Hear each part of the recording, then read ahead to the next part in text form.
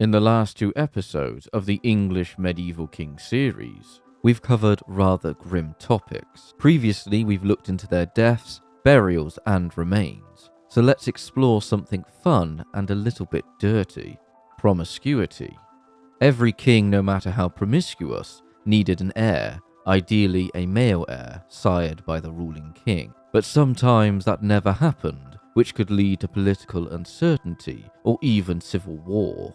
The purpose of this video is to look into the love lives of each medieval king of England and try and find out how promiscuous they were, starting with the first king of the Anglo-Saxons, Alfred the Great, and ending with big bad Henry VIII and his poor 6 wives and mistresses. So let's begin. Alfred the Great, while not able to do the most romantic thing a British person can do, which is to take your beloved to a garden centre. You'd think a man as busy as Alfred wouldn't have time to enjoy a love life, what with fighting off the bloody Vikings all the time. But you'd be wrong. As always, most of our information on Alfred comes from everyone's favourite monk from God's country, Asa, a Welsh monk from St. David's. Now he writes that Alfred, when in the first flowering of his youth, before he married his wife, he wished to confirm his own mind in God's commandments, and when he realized that he was unable to abstain from carnal desires. Asa goes on to mention that Alfred sought to curb this desire, the usual way of praying at various churches, and apparently God heard Alfred's prayers and gave him something that could suppress his indecent desires. Piles. What should have been a fun evening, Alfred's wedding night, was derailed by the appearance of perhaps Alfred's Crohn's disease. I've gone into details on Alfred's illness in a previous video, so I won't go over it again. Alfred's marriage was a successful one, marrying Ethelwith, a noble lady from the kingdom of Mercia, one of the many early English kingdoms, and one of the most powerful. The couple kept their Game of Thrones going by having 6 children, 3 boys and 3 girls. But as early childhood in the Middle Ages was dangerous for various reasons, one being disease, not every royal child made it to adulthood, but most of Alfred's kids did, and one of them is our next king. Edward the Elder, often described by various medieval accounts as inferior to his father in learning, but surpassed him in dignity, might and grandeur. They don't mention surpassing Alfred in reproducing. Edward the Elder had a lot of kids. From the genealogy list, at least 18 recorded children, born by 3 different women, which at the moment in our list of kings is the record, making Edward a very promiscuous king, builder of burghs in the day and maker of a dynasty at night. While we have such a long list of children produced by Edward, we don't have much on his promiscuity, which is a common theme for most of the Anglo-Saxon kings, compared with our final king, King Henry VIII, whom we have plenty of information on his sordid affairs, although we can shed some light on Edward's teenage years with an early marriage from one of our sources. Alfred was 19 or 20 when he married, and Edward is likely to have been no older, perhaps even younger, given his father's preoccupation with the prevention of teenage lust and his apparent concern to ensure the continuation of his line. So Alfred may have been aware that his son could develop a carnal desire in his youth, as Alfred himself suffered from such desires, and to nip that in the bud and make the situation more suitable to Alfred's own plans. An early marriage for Edward meant that he could go at it, but under the holy sanctity of marriage. And given the amount of children Edward had, he certainly did that. As for the ladies in Edward's love life, there's not much information about them. Edward's first wife may have died before 899, as she has been described both as a concubine and wife. All 3 of Edward's wives came from powerful families. There's also no mention of any mistresses. Ethelstan, he is an odd case. He never married nor had any children, so compared to his father and grandfather, perhaps the carnal desires skipped a generation. William of Malmesbury mentions that with Ethelstan, there was nothing ignoble about the man himself, who outdid all his predecessors in religious devotion. Given how Alfred was considered an incredibly pious man, perhaps Aethelstan took his devotion to the next level by being celibate, as he had plenty of brothers with their own children to succeed him, and he played matchmaker for his sisters, marrying them off to continental rulers. Only a few sources mention Aethelstan having an illegitimate daughter. Edmund, he married twice. The first of his wives died young and was later proclaimed a saint. The marriage was a success, producing 3 children, 2 boys and 1 girl. Edmund's second marriage didn't last long, less than a year, as Edmund was murdered. His widow later retired to Shaftesbury Abbey. The abbey was a special place for the women of the Wessex dynasty, as the abbey was founded by King Alfred for his daughter, who became the first abbess. The abbey was run by nuns until its dissolution. There is a lack of information on Edmund's love life and no records of any mistresses, but given he died young, and a few of our primary sources are nauseating to read, mainly the lives of St. Dunstan, St. Oswald and St. Egwin, sources that just go on and on about how great and how holy they were, and less information about the kings than there should be. Bishops are boring, kings are more interesting. Edred, a king who was always in poor health and suffered from a horrible stomach condition. He never married nor fathered any children, but was considered a pious man who, according to the life of St. Dunstan, the king handed over to Dunstan his most valuable possession, many land charters, the old treasure of earlier kings, and various riches of his own acquiring, all to be guarded faithfully behind the walls of this monastery. Edwig. I did say I was going to skip over the boy kings, but Edwig is the exception. He was 15, maybe 16 when he was involved in an affair. Again, the life of St. Dunstan tells the tale. Young in years and with small wisdom in ruling, although he had been elected to make up the line of royal names in both peoples. To him attached herself a well-born but foolish woman, who together with her own grown-up daughter pursued him with indecent proposals, aiming to join either herself or her daughter to him in marriage. He, and I am even now ashamed to mention it, took it in turns, so it is said, to subject them to his lustful attentions, fondling them obscenely, not that either of them felt any shame. This would not be the end of the lusty matter, as the source goes on to state.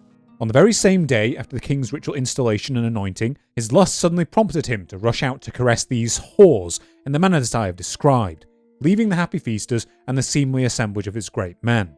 Archbishop Oda observed that the king's lechery, especially on the day of his coronation, was offensive to all the lords seated there in a circle, and he said to his fellow bishops and the other magnates, "I pray, some of you go and bring the king back, so that he can give pleasure by sitting here with his retinue, as is only proper at this royal feast." But they were afraid of incurring the king's wrath and the women's complaints, and began to make excuses one after another. In the end, they chose 2 of their whole number whom they knew to be the most resolute, Abbot Dunstan and his relative Bishop Sinesiege. They were to do what all commanded, bringing back the king willy-nilly to the seat he had left.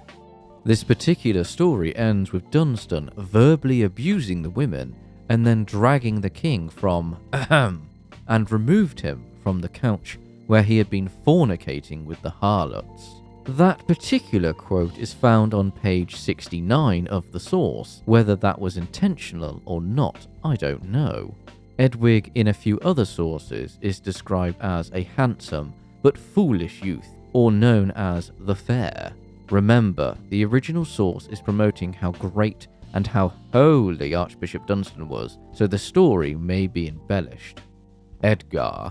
Reading the primary accounts for Edgar's reign, he's described as this great, powerful and holy king who is equal to other great kings, nicknamed the Peaceful, but researching further, he's actually a sexual predator. William of Malmesbury writes an apologetic account of Edgar in the 12th century, from his accounts in the Deeds of the Kings of England and the Deeds of the Bishops of England. The summarized version is that Edgar was a subject to his lust and gave into his vices. The carnal desires seemed a prominent trait in the Wessex dynasty. However, expressing consensual carnal desire is fine. Non-consensual is not fine. William records a heinous tale about Edgar. To this example of cruelty, they add an example of lust. Hearing of the beauty of a nun under vows, he removed her by violence from her convent, and having done so violated her and forced her more than once to sleep with him. When this reached the ears of St. Dunstan, he was severely rebuked by the saint, and did not refuse 7 years' penance, submitting, king though he was, to be ordered to fast, and at the same time to forego wearing his crown for 7 years.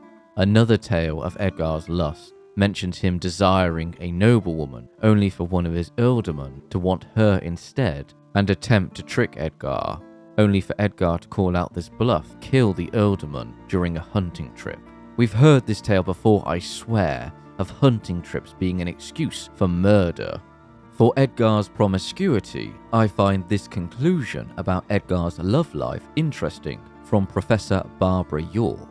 Edgar's 3 marriages and his predatory interest in nuns would have been regarded as normal royal behaviour in most circles in Anglo-Saxon England during his reign. However, the attitudes of reforming churchmen and the increase in number and type of written records between the 10th and 12th centuries have meant that more was written about them than for many previous reigns. As with his grandfather's and father's plural marriages, Edgar's 3 unions can be seen as successive alliances with leading noble families in order to keep the balance of power between contending groups. Edgar married 3 times and had 3 boys, 2 of which would become king. Edward the Martyr, a boy king, nothing to say. Ethelred the Unready, another pious king who produced the fruits of a good marriage, as Ethelred and his first wife, Algiver, had at least 13 children that were recorded. Yet it wasn't a long marriage, as Algiver died around her early 30s. The cause of death isn't given. It may have been from childbirth in 1002, but Ethelred didn't mourn for long, as by April he was married again, but not to an Englishwoman, but to a Norman, Emma of Normandy, one of the most famous queens of early Middle Ages England. Perhaps Ethelred wanted the comfort of holy matrimony in bed, as there's no record of any mistresses, and the marriage to Emma brought an alliance with Normandy, as it had been a base for Vikings that had raided England to offload their cargo and resupply. Ethelred and Emma would produce one of the last Anglo-Saxon kings, Edward the Confessor, but Emma would have another son who would go on to be a future king of England. King Sven, our first Viking king of England. Before researching Sven, my assumption, given how Sven was a Viking, was him having a lot of mistresses, concubines, etc. But I was wrong. Looking at the family list, Sven married twice. He may have had other lovers, but I couldn't find anything recorded. The eulogy of Queen Emma, an 11th century source, mentions that Sven was, when he grew to be a young man, he increased daily in the love of his people. Sven was married first to a noble lady called Gunhilda. The union produced at least 6 children. Sven later married another woman, reportedly after divorcing his first wife. But given how successful the union was in the eyes of the church, a divorce might not have been granted, or it may have been a handfast union. But as Denmark had only been recently converted to Christianity by Sven's father, Harald Bluetooth, the culture of divorce would have been different. Edmund Ironsides, a man most able to survive an encounter with Xenia Onatop. You'd think a man like Edmund wouldn't have the time for romance, considering he spent his reign fighting off the Viking before partitioning the kingdom of England between him and Cnut. But you'd be wrong. Edmund's tale of marrying his wife Edith is something of a princess locked in the tower tale, so very medieval. 1015. In this year was the Great Assembly at Oxford, and their ealdorman Edric betrayed Seaforth and Morcar, the foremost thanes in the 7 boroughs, lured them into his chamber, and in there they were killed dishonourably. And the king Ethelred then seized all their property, and ordered Seaforth's widow to be seized and brought inside Malmesbury. Then, after a short while, the Etheling Edmund travelled and took the woman against the king's will, and had her for wife. That is bold, as if he wasn't the son of the king. That's a death penalty for defying the king. The marriage was a short but happy one, producing 2 sons, as Edmund would be dead near the end of 1016. Cnut the Great. I don't think he got the title from being great in bed. Cnut's love life is a bit of an odd one. His most famous wife is Emma of Normandy, the widow of King Ethelred. The reasons for this match differ. The Anglo-Saxon Chronicles simply mention that Cnut ordered that Emma be brought to him to be his wife. The eulogy of Queen Emma, another primary source, goes into more details on the arrangement of the marriage. To summarise, it mentions Cnut's desire for a most noble wife, with the search eventually leading to Emma, located in Gaul. Loads of gifts and compliments from Cnut are sent to woo her, yet Emma remained steadfast. Whether she was being politically savvy, or she had the awareness of the issue of having sons by different women at court. Remember King Edgar? Emma wanted assurances from Cnut that her son by him would take precedence over any other offspring of Cnut, as Cnut may have been married or had a mistress that provided him with other sons. The sources are scarce on Cnut in general, so his love life is more obscure until he tries to woo Emma. The union was at first a practical political solution, as there was still plenty of men from the Wessex dynasty who could try to usurp Cnut or take the throne after him. Edmund Ironside's 2 boys, and Emma's 2 sons by Ethelred, so Cnut's solution was to marry and produce sons with Emma, so that didn't happen. Yeah. Anyway, Cnut's first wife, although the eulogy of Queen Emma disputes this by calling her a concubine. It wouldn't be surprising for a Viking ruler to have many concubines, although we don't have that information for Cnut. However, I doubt Cnut's first wife, Ealgifu of Northampton, would have been a concubine, as she was the daughter of an ealdorman in England, so a marriage would have been used to seal an alliance, which Cnut's father, Sven, did achieve, or it may have been a handfast union. Regardless, Cnut's potency for creating sons would cause issues with not just the succession of England, but also Denmark and Norway. Harold Harefoot. I hope he didn't have a foot fetish. That is gross. We don't have much information on Harold's love life, apart from a marriage to a woman named Algiver. The union produced 1 son, who went on to live as a monk. It seemed Harold was attempting to keep his dynasty going before his untimely death. Harthacnut, a drunken fool who we have no information on his love life. He was probably too busy looking into the bottom of his drink than securing his dwindling dynasty. Edward the Confessor, the last king of the Wessex dynasty. He was married to Edith Godwin. William of Malmesbury describes her.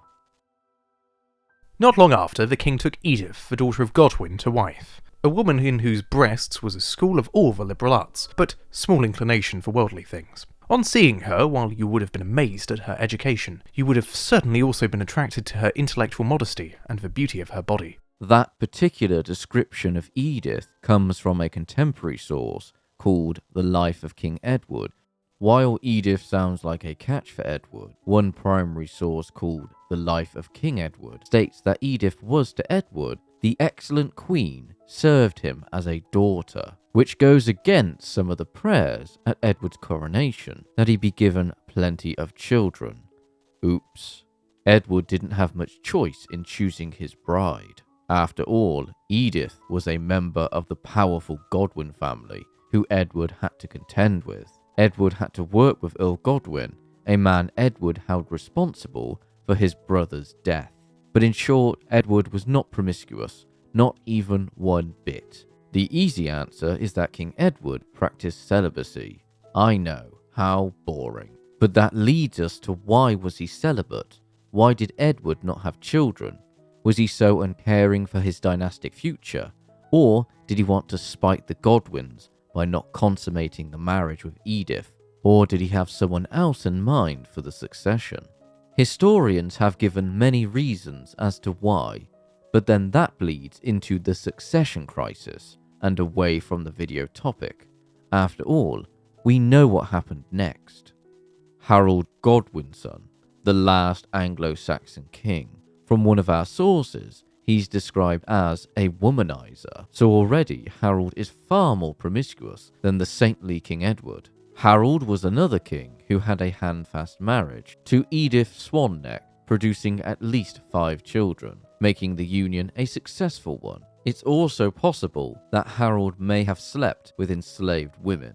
It's not mentioned often, but in Anglo-Saxon England, slavery was a common part of Anglo-Saxon society. So it's entirely possible, as grim as it sounds, that some of our previous kings may have enjoyed themselves with enslaved women. Archbishop Wulfstan of York preached a sermon called The Sermon of the Wolf to the English in the 11th century, which goes on about enslavement and debauchery in England. After becoming King of England in 1066, Harold married Edith of Mercia. She already had been married to the only king of all Wales, Griffith ap Llywelyn, who Harold and his brother Tostig had defeated in 1063. Although you can guess that the marriage didn't last long, as Harold was killed later in the year at the Battle of Hastings. There is a romanticized tale regarding Harold's body after his death, that due to it being hacked to pieces, the only person who could recognize his body was Edith Swanneck because of the unique marks on Harold's body. That covers all the love lives of the Anglo-Saxon kings, a mixed bag of promiscuity, but we're not far off from our most promiscuous king of England. William the Conqueror, the first Norman king of England. If William wasn't busy killing people, William enjoyed the company of only one woman, his wife, Matilda of Flanders. William never took another woman to his bedchamber that we know of. It's also important to mention that at this point in time, and further into the High and Late Middle Ages, the church really starts to get into people's love lives and not in a helpful way. One example was promoting dull sex position, like missionary for procreational purposes only, which William and Matilda must have done, as they had at least 9 children that are recorded. One of the tales of William wooing Matilda was that he kept pushing her or dragging her through mud until she agreed to marry him. The tale is folklore, but given William's personality, it wouldn't be a stretch of the imagination for him to woo Matilda that way. William loved Matilda deeply, and when she died, William swore to give up hunting. William Rufus. There's not a lot of information on the promiscuity of William. He never married nor fathered any bastards. There were accusations of homosexuality about William, but these claims came from pissed-off members of the clergy. William took land and money from them. John of Worcester does mention that William in 1093 was severely ill and close to death, so he swore to amend his life to relinquish the practice of selling and imposing taxes on churches. Perhaps one vow he took from his near-death experience was celibacy. Henry I, the most promiscuous king of England and also the most virile. Henry so far holds the record for the most children sired, 25 that are recorded. Thankfully, not all from the same woman. Henry had a lot of mistresses. His first wife was Edith of Scotland. She was a descendant of the House of Wessex. She later changed her name to Matilda. Henry was clever enough to realise that his dynasty needed to be stronger over his elder brother, Robert Curthose. So by marrying a descendant of the House of Wessex, Henry would ensure that his family line would be stronger down the generations. There would be, however, one small matter, but that's a different tale on the high seas. Henry had a lot of bastards with the surname Fitzroy. Before Henry married Edith, he already had several bastards. By all accounts, Edith is considered by contemporary chroniclers as the ideal queen. One writes, "The goodness she did to England cannot be here written, nor by any man understood." So she kept up a good PR team for King Henry, while he may have been busy shagging in his love palace at Oxford. While creating bastards would be a problem for most men, for a king like Henry, it worked in his favour, as Henry made some of his bastard sons powerful landowners. The best example is Robert, Earl of Gloucester. When Matilda died in 1118, Henry did not marry again until 1121, as he didn't need to until the White Ship disaster. Henry married Adeliza of Louvain, but they produced no children. King Stephen, when he claimed the throne in 1135, was already in his late 30s and had been married to Matilda, Countess of Boulogne, for 10 years. King Stephen and Queen Matilda were incredibly devoted to each other, as when King Stephen was captured during the Battle of Lincoln, Queen Matilda led the way to free Stephen. Their union produced 5 children, although Stephen did have one long-term mistress, a woman called Demeter, and he had 3 children with her. Now we move on to the Amatory Angevins, starting with Henry II.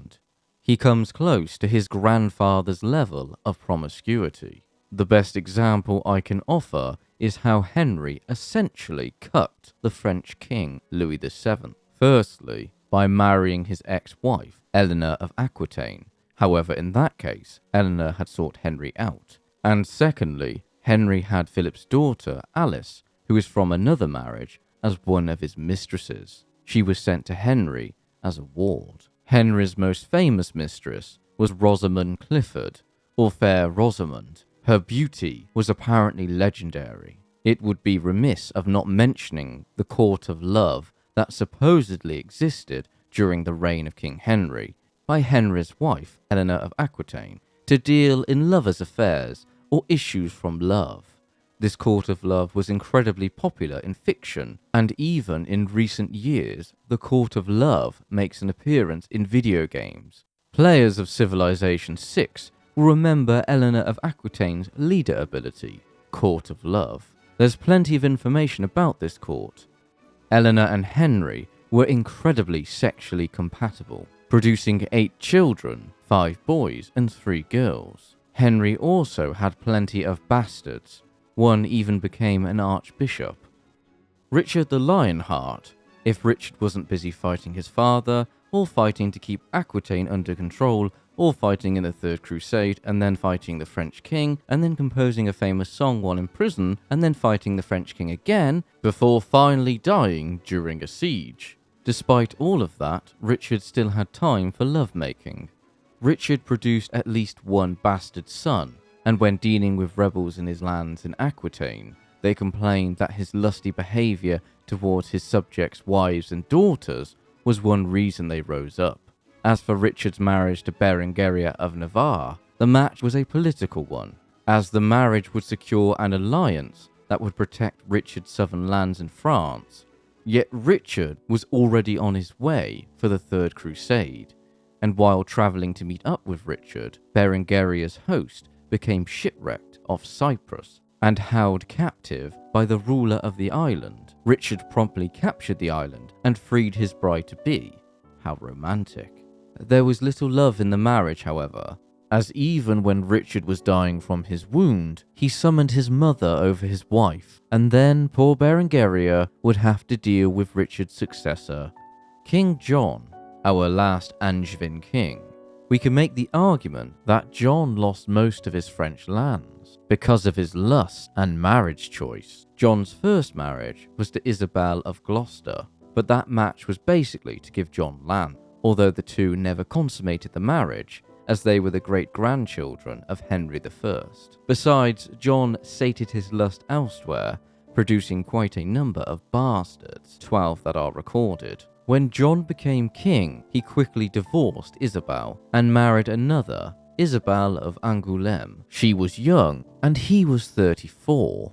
John was accused of marrying her out of lust, but in reality he was copying his brother's tactic of securing the southern flank of his lands in France. The major problem was Isabel was already betrothed to someone else, Hugh Lusignan. The Lusignans were vassals of John, and long story short, John treated them like shit. So they went to King Philip of France, John's liege lord for his lands in France. Philip was more than happy to use this reason to go after John. Chronicles would accuse John of sexual debauchery. For further tales of John's love life, be sure to check out my rather long video about King John's life. Henry III. Now we move on to the promiscuous Plantagenets. And our first king is Henry III. Compared to his father and grandfather, Henry's not even close in the level of lovers. In fact, Henry only ever bedded one woman, his first and only wife, Eleanor of Provence. Although Henry was 29 when he married Eleanor, and she was 13. However, Henry would have to wait until Eleanor was of age. The marriage turned into a happy and successful one. Both Henry and Eleanor worked well with each other, and both were pious and showed affection for each other. Henry's desire for Eleanor even saved his life once from an assassin's blade.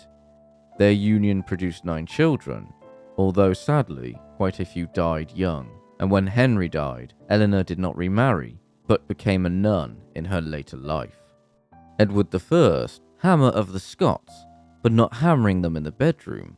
Another busy king who seemed to always be fighting, if not arguing with his father, or fighting rebels in Gascony, and then fighting Simon de Montfort and the Barons, or fighting assassins during the Ninth Crusade, then conquering Wales, and then battering the Scots. Edward was a tall bully, but in his romantic life, he was married to Eleanor of Castile to secure an alliance. Edward was 15, and Eleanor was nearly 13. Despite the political match, the marriage developed into one of the most loving. This can still be seen by Edward's grief. When Eleanor died in 1290, after her burial, Edward commissioned 12 memorial stone crosses called the Eleanor Crosses. There are only 3 of them left standing, with the most preserved one located at the village of Geddington. Edward loved Eleanor deeply and wrote, "Whom in life we dearly cherished, and whom in death we cannot cease to love."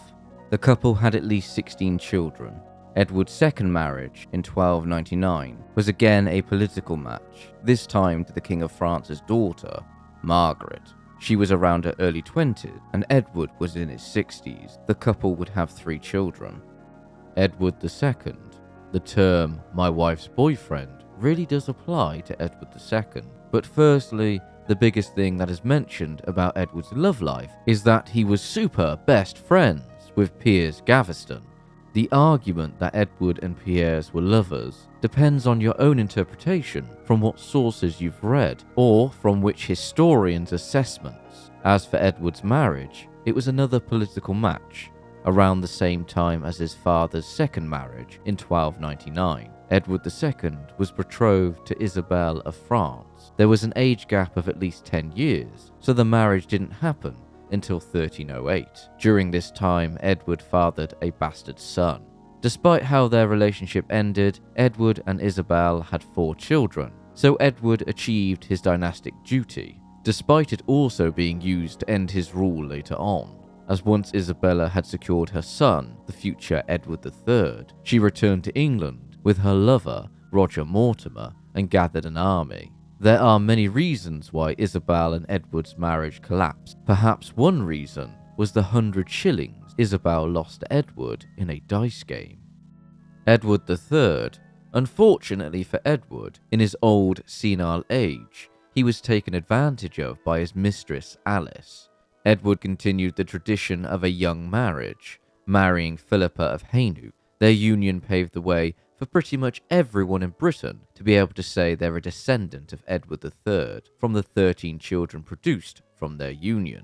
Edward did have some bastards from his mistress Alice. Again, there was a large age gap. Edward was in his 60s, and Alice was perhaps only 18 at the start of the affair. When Philippa died in 1369, Alice became Edward's sole emotional ward, and she was richly endowed with lands and jewels. Alice became a shrewd political figure, even taking control of the royal court. Where the court became so corrupt, Parliament stepped in, which was known as the Good Parliament. Again, a heavily summarised account. Alice became so vilified that one chronicler accused her of taking off jewellery from the dying King Edward. Maybe she was trying to get her children's inheritance early from their father.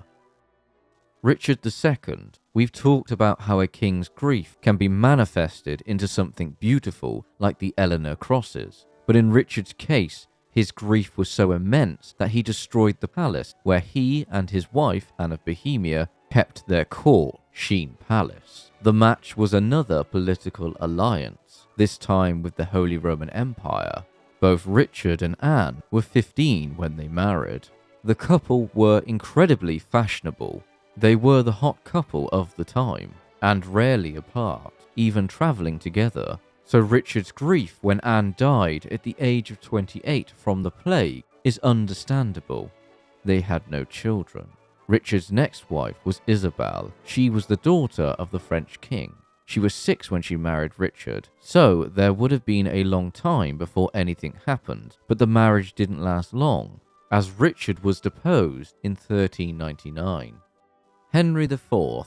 Before he took the throne off his cousin Richard II, Henry had suffered the same grief of losing a wife. Henry, again like his cousin, was married at the age of 15. His bride, Mary de Bohun, was 10. Before Mary's death at the age of 25, the couple produced 7 children. Mary died shortly after childbirth. There's not much information on Henry's and Mary's marriage compared to his second marriage to Joan of Navarre. She was the widow of the Duke of Brittany, who died in 1399. The two may have grown close during the time Henry spent in the Breton court during his exile, as one letter she wrote to Henry is rather affectionate after he took the throne. The two would marry a few years later at Winchester Cathedral, remaining close until Henry's death 10 years later. Joan would live another 21 years afterwards, and interestingly, both Henry and Joan are buried together at Canterbury Cathedral, while Henry's first wife was entombed in Leicester. The reasons were most likely political. Even in death, politics played a part in where a king and queen would be buried sometime. A small side note, but where Henry is entombed in Canterbury Cathedral, on the other side of his and his wife's tomb, is Edward the Black Prince, the father of Richard II, the king who Henry deposed. Awkward. Henry V. I'm not going to try and woo any of you like Henry tried to woo Catherine in French, because I can't speak French, like poor Henry in Shakespeare's play. No, it is not possible you should love the enemy of France, Kate, but in loving me, you should love the friend of France. For I love France so well that I will not part with a village of it. I will have it all mine, and Kate, when France is mine, and I am yours, then yours is France, and you are mine. While Henry was quite busy conquering France, I imagine he had a harder time trying to conquer the love of Catherine, daughter of the French king, in 1420. Yet sadly they weren't married long, as Henry died in 1422, and Catherine being aged only 21. They produced one child, the future Henry VI, but Catherine found love with a charming Welshman named Owen Tudor. Henry VI. There's not much to say for Henry, as his mental health and inept rule took over everything else. He did conduct his dynastic duty of siring an heir. Henry was also playful to his wife before marriage. His poor wife was Margaret of Anjou. The marriage was an attempt to make peace with France. That's a heavily summarized version, as it was more complex than that, as the final chapter of the 116 Years' War with France was coming to an end. The French had cheated by using a witch, who had turned many English soldiers into newts.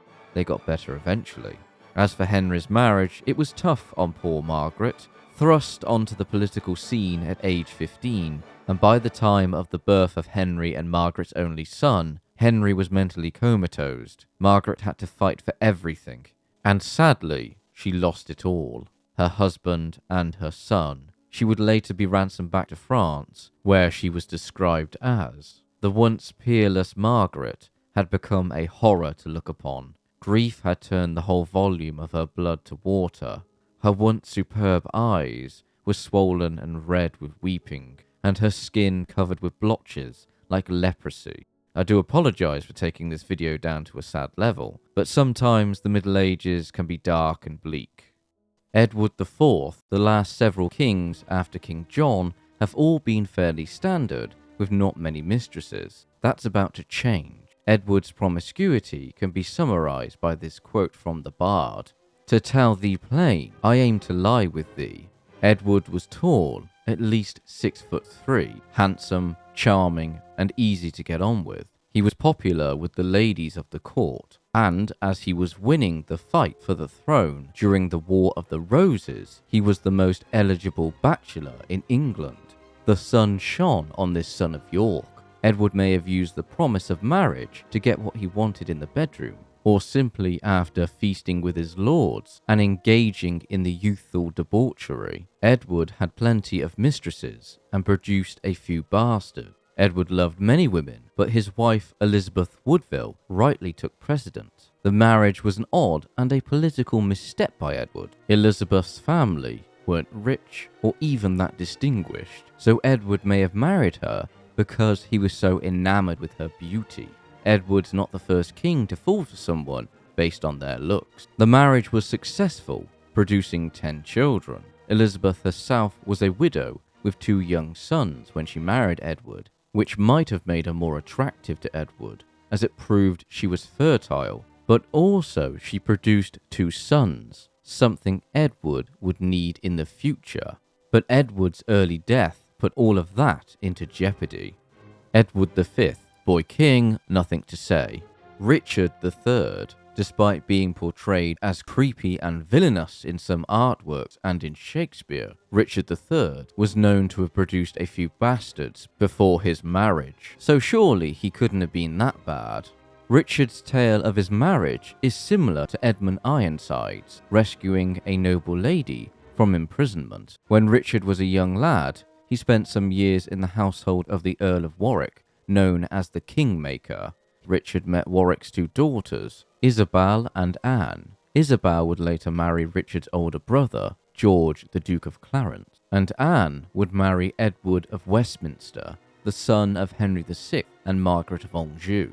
During the War of the Roses, at one of the final battles of Edward IV's reign, the Battle of Tewkesbury, Richard fought against Edward of Westminster's forces and won. Edward of Westminster either died during the battle or after, making Anne a young widow. Richard now wanted to marry her, but George, who can be described as a bit of a shit, was causing issues for Richard and King Edward. George kept Anne under his household as a glorified prisoner, as George wanted the main chunk of the land of the Nevilles. When the king intervened, George hid her away. According to one account, grimly, Richard set to work to find her, and find her he somehow did.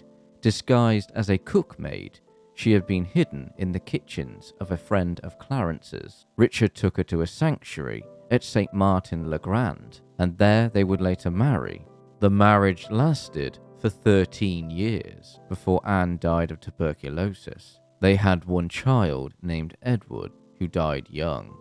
Henry VII, to quote one of our sources, Henry had won his kingdom, and he barely had a moment's peace. When Henry did have some quiet time, he enjoyed the company of his wife, Elizabeth of York. The match had started off as a political one to unite the warring factions of the War of the Roses, but the marriage turned into one of the most loving I've ever researched during the course of this video. When love turns into grief, it is the most painful feeling, and Henry and Elizabeth shared this pain when their firstborn son, Arthur, died aged 15 in 1502. Only a few months earlier, the Tudors had celebrated what should have been their dynastic triumph, Arthur and Catherine of Aragon's wedding. King Henry had achieved everything he wanted with the wedding, but with Arthur's death, it all came crashing down. Henry received the news first and called Elizabeth to his chamber. The news broke both of them. Henry broke first. Elizabeth comforted him and gave him reassurances. After leaving Henry, Elizabeth broke, and so Henry comforted her. This tale is an example of their love. Henry and Elizabeth had 8 children. As for poor Catherine of Aragon, she would have to marry Arthur's younger brother, who would later become the worst king of England, Henry VIII. Every British school child gets taught the classic rhyme about Henry's poor wives as divorced, beheaded, died, divorced, beheaded, survived. I don't like it. I feel it mitigates the horrendous treatment these women went through because of Henry. But as for Henry's promiscuity, He inherited his grandfather's enjoyment of mistresses. Henry had just as many or more than Edward IV. Some of his most famous were his future sister-in-law, Mary Boleyn, the sister of Henry's second wife, Anne Boleyn, a Habsburg move of keeping it in the family. Henry also had a few bastards, although he only ever recognised one, called Henry Fitzroy. Most of Henry's children died young. His most famous children were Edward, later Edward VI, Mary, later Mary I or Bloody Mary, and finally Elizabeth, later Elizabeth I or Gloriana. So overall, Henry was incredibly promiscuous. That concludes how promiscuous were the medieval kings of England. The next episode will be about the most famous events associated with each king. If you'd like to support the channel, you can via Patreon or YouTube channel membership. And a big thank you to Byron and Charles for providing their voices for some of the quotes. Thanks again.